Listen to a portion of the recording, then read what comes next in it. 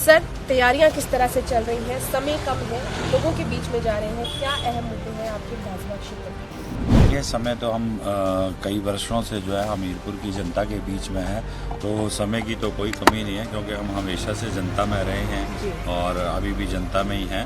और हमीरपुर के लिए हमारा विजन है कि हम अपने हमीरपुर को विकसित करें, शिक्षित करें और स्वस्थ रखें, ये हमारा विजन है। पुष्पेंद्र जी, अगर हम बात करें क्योंकि union cabinet minister Anurag Thakur ji का गढ़ भी कहा जाता है, धूमल जी यहाँ से है, काफ़ी सीनियर लीडरशिप भी है रही है, कितनी ज़्यादा चुनौती आपको लगता है इस वक्त चुनावों में है? टक्कर कितनी आप मानते हैं? देखिए, टक्कर तो हम जो हमने काम किए हैं इतने वर्षों से और जो हम काम करते आए हैं, तो टक्कर तो हम किसी से नहीं मानते क्योंकि हमारी जो ताकत है वो ये जनता है और ये जनबल हमने जो कमाया हुआ है वही हमारी ताकत है। तो टक्कर तो हम किसी से नहीं मानते, हम अपना काम कर रहे हैं और पूर्ण आश्वस्त हैं कि हमारी जो हमीरपुर की जनता है वो हमें आशीर्वाद देगी और हमें यहाँ से विधानसभा में अपनी बुलंद आवाज़ बना के भेजेगी। क्या एंटी इनकम्बेंसी नजर आ रही है सरकार के लिए आपको लोगों के बीच में, क्योंकि आप जा रहे हैं? लोगों का क्या कहना है कि कौन से काम को प्राथमिकता के तौर पर जो सरकार को करने चाहिए थे, खासकर हमीरपुर में जो नहीं हुए? देखिए, हमीरपुर तो 5 साल पूरे एकदम से निगलेक्ट किया गया और मेरे को लगता है माननीय मुख्यमंत्री जयराम जी को यहाँ से कोई लगता है खास ही नफरत थी या कोई भेदभाव था, क्योंकि ये हमीरपुर के कोई भी काम जो है जिला के वो नहीं हुए। हमीरपुर में है और हिमाचल की टीम लगातार प्रत्याशियों से बातचीत कर रही है, क्या मुद्दे लेकर जनता के बीच में जा रहे हैं। तो हमारे साथ हमीरपुर विधानसभा से मौजूद है डॉक्टर पुष्पेंद्र वर्मा जी। सर, तैयारियां किस तरह से चल रही हैं? समय कम है, लोगों के बीच में जा रहे हैं, क्या अहम मुद्दे हैं आपके विधानसभा क्षेत्र में? देखिए, समय तो हम कई वर्षों से जो है हमीरपुर की जनता के बीच में है, तो समय की तो कोई कमी नहीं है क्योंकि हम हमेशा से जनता में रहे हैं और अभी भी जनता में ही हैं। और हमीरपुर के लिए हमारा विजन है कि हम अपने हमीरपुर को विकसित करें, शिक्षित करें और स्वस्थ रखें, ये हमारा विजन है और उसको लेके हम आगे बढ़ रहे हैं, जिसके लिए हमें अपार जो है जन समर्थन भी मिल रहा है। और हम कोशिश करेंगे कि हमीरपुर को ना केवल हम एजुकेशनल हब बनाएं बल्कि इंडस्ट्रियल हब भी बनाएं और साथ में हम टूरिज्म की भी इसमें संभावनाएं ढूंढ रहे हैं और बहुत सारी ऐसी संभावनाएं हैं जो बन सकती हैं। तो हम कोशिश करेंगे कि हमीरपुर को हम जो है वो जो टूरिज्म का जो मानचित्र है इंडिया का, उस पर लेके आएँ। पुष्पेंद्र जी, अगर हम बात करें क्योंकि union cabinet minister Anurag Thakur ji का गढ़ भी कहा जाता है, धूमल जी यहाँ से है, काफ़ी सीनियर लीडरशिप भी है रही है, कितनी ज़्यादा चुनौती आपको लगता है इस वक्त चुनावों में है? टक्कर कितनी आप मानते हैं? देखिए, टक्कर तो हम जो हमने काम किए हैं इतने वर्षों से और जो हम काम करते आए हैं, तो टक्कर तो हम किसी से नहीं मानते क्योंकि हमारी जो ताकत है वो ये जनता है और ये जनबल हमने जो कमाया हुआ है वही हमारी ताकत है। तो टक्कर तो हम किसी से नहीं मानते, हम अपना काम कर रहे हैं और पूर्ण आश्वस्त हैं कि हमारी जो हमीरपुर की जनता है वो हमें आशीर्वाद देगी और हमें यहाँ से विधानसभा में अपनी बुलंद आवाज़ बना के भेजेगी। क्या एंटी इनकम्बेंसी नजर आ रही है सरकार के लिए आपको लोगों के बीच में, क्योंकि आप जा रहे हैं? लोगों का क्या कहना है कि कौन से काम को प्राथमिकता के तौर पर जो सरकार को करने चाहिए थे, खासकर हमीरपुर में जो नहीं हुए?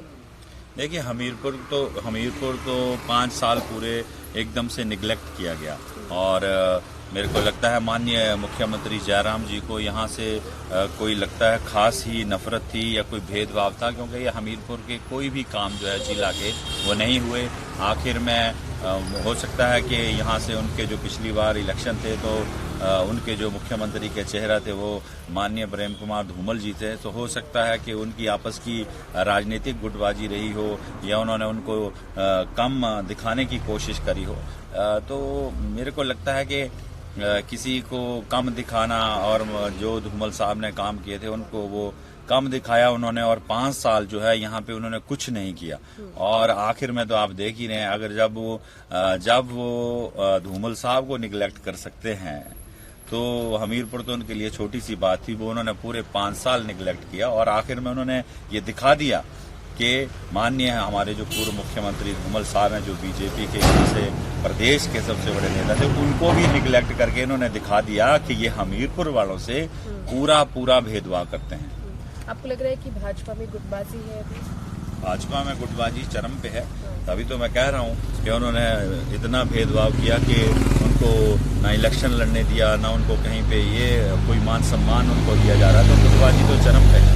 लेकिन कहीं ना कहीं सवाल ये भी उठते हैं, जिस तरह से बीजेपी के जो लोग हैं वो ये कहते हैं कि कांग्रेस में भी यही चीज़ है, वो भी जो है मुख्यमंत्री के चेहरे को लेकर अभी संशय बना हुआ है कि आखिर किसको मुख्यमंत्री का चेहरा जो है घोषित करेंगे, क्योंकि अगर एक चेहरे को घोषित कर देते हैं तो ऐसा हो सकता है कि बगावत हो सकती है। कितनी सहमति रखते हैं आप इसमें? आप देखिए, कांग्रेस तो बहुत पहले से जो है ये कहती आ रही है कि हम सामूहिक नेतृत्व में चुनाव लड़ेंगे, क्योंकि हिमाचल के अंदर जो कांग्रेस का जो प्रदेश का शीर्ष नेतृत्व है उसमें काबिल से काबिल लोग जो है वो मुख्यमंत्री बनने के लायक बैठे हुए हैं। अगर जयराम जी इस प्रदेश के मुख्यमंत्री बन सकते हैं तो मुझे लगता है कि कोई भी कांग्रेसी काम कार्यकर्ता भी होगा तो वो भी मुख्यमंत्री बनने की काबिलियत रखता है। एक कैबिनेट से हमने बात करी थी कांग्रेस की है, तो उन्होंने एक चीज कही कि सीएम जो है उन्होंने काम करना चाहा लेकिन उनकी पार्टी ने उन्हें काम करने दिया। देखिए, कोई काम करना चाहता हो और सरकार में हो तो क्या उसको पार्टियां रोक सकती हैं? ऐसा सब बकवास है, क्योंकि आपने देखा ही है कि सीएम वो चीजें भी नहीं कर सके जो उनको करनी चाहिए थे। उल्टा उन्होंने, जैसे आपने देखा, जो हमारी सबसे बड़ी गारंटी है हमारी पार्टी की पुरानी पेंशन बहाली की, तो पुरानी पेंशन बहाली को लेके जब कर्मचारियों ने इतना बड़ा आंदोलन करा, तब हम भी कर्मचारी थे, हम भी एनपीएस, हम भी 1 लाख लोग शिमला पहुंचे तो ठंडे पानी की बौछारें की गई, लाठियां भी लगी। तो वो तो चलो एक बात है, वो तो चलो जब आंदोलन होता है, संघर्ष होता है तो हर तरह से वो तो चलता है। लेकिन जो बयान विधानसभा में जयराम जी ने दिया कि अगर कर्मचारियों को पेंशन चाहिए तो वो नौकरी छोड़ें, इलेक्शन लड़ें और पेंशन ले लें, वो ठीक बात नहीं थी, क्योंकि विधानसभा एक ऐसी जगह है जहां पे इस तरह के बयान जो है वो बचकाने लगते हैं, अलोकतांत्रिक लगते हैं। और हम खड़े हैं, हमने भी इस्तीफा दिया है, कर्मचारियों के नेता हैं, हम खड़े हैं और अब कह रहे हैं जयराम जी से कि आइए आप अपनी पार्टी के जो है कैंडिडेट को जिता लीजिए, देखते हैं कि ताकत किसमें है, जनता में ताकत है या उन नेताओं में जो जनता का मजाक उड़ाती है। राजेंद्र जी, पुष्पेंद्र जी, अगर बात करें जिस तरह से चुनावों का समय कांटे की टक्कर बीजेपी और कांग्रेस में तो है ही, लेकिन इस पर आजाद उम्मीदवार और आम आदमी पार्टी की है, क्योंकि जो नाराजगी है भाजपा के जो कई लोग हैं जो नाराज होकर विरोध पे जिन्होंने इलेक्शन लड़े, वो अभी भी उन्होंने अपना नाम वापस ले लिया। इस चीज का कितना इम्पैक्ट पड़ेगा? देखिए, जो हम तो ये नहीं देखते, जैसे मैंने आपको पहले ही कहा कि हमारे मुकाबले में कौन खड़ा है, कैसे खड़ा है, ये हमें फर्क नहीं पड़ता कि सामने बीजेपी खड़ी है या आज़ाद उम्मीदवार खड़ा है और कौन सा उम्मीदवार खड़ा है। आज़ाद उम्मीदवार खड़ा है तो उसकी क्या निष्ठा है, वो कितनी पार्टियां बदल चुका है, 4 दिन के भीतर जनता के अंदर वो कितनी बार जो है चेंज कर चुका है। तो ये चीजें स्पष्ट दिखाती हैं कि किसी आदमी का क्या कैरेक्टर है, वो इस जो सत्ता का लालच जो है वो कहाँ तक उसके अंदर जो है समाया हुआ है कि वो 4 दिन के अंदर क्या क्या चीजें वो कर सकते हैं। तो जनता सब जानती है और हमीरपुर की जनता बहुत समझदार है, इसलिए हम अपना काम करते हैं और अपनी जनता के जनबल के सहारे जो है हम पूर्ण आश्वस्त हैं कि हम हमीरपुर विधानसभा सीट को जीतेंगे और अपने हमीरपुर की जनता की आवाज को विधानसभा में हमेशा बुलंद करते रहेंगे। एक आखिरी सवाल सर, प्राथमिकताएं क्या रहेगी अगर जीत जाते हैं तो सबसे पहले क्या काम करना है? हमारी सबसे पहले प्राथमिकता ये रहेगी कि हमीरपुर की जनता को कभी भी काम करवाने मेरे पास नहीं आना पड़ेगा, मेरे दरवाजे पे नहीं आना पड़ेगा। वो मुझे कॉल करें, व्हाट्सएप करें या मैं या मेरा प्रतिनिधि उनके पास जाएगा और उनका काम जो है वो करवाया जाएगा। कांग्रेस ने 10 गारंटियां दी हैं, 11वीं गारंटी मैं खुद दे रहा हूँ कि उनको मेरे दरवाजे पे नहीं आना पड़ेगा, उनका काम खुद व खुद उनके घर पे होगा। ये मेरी गारंटी है। बहुत बहुत धन्यवाद sir, all the very best. तो ये थे हमारे साथ डॉक्टर पुष्पेंद्र वर्मा, जिन्होंने कहा कि गारंटी मैं दे रहा हूँ कि लोगों को जो है मेरे पास नहीं आना पड़ेगा, मैं लोगों के पास जाऊंगा और लोगों की बात सुनूंगा अगर जीत जाता हूँ। देखना ये होगा कि हमीरपुर की जनता आखिर किसे जिताती है। कैमरा पर्सन मंजीत के साथ पूजा वर्मा, हिमाचल टुडे, हमीरपुर।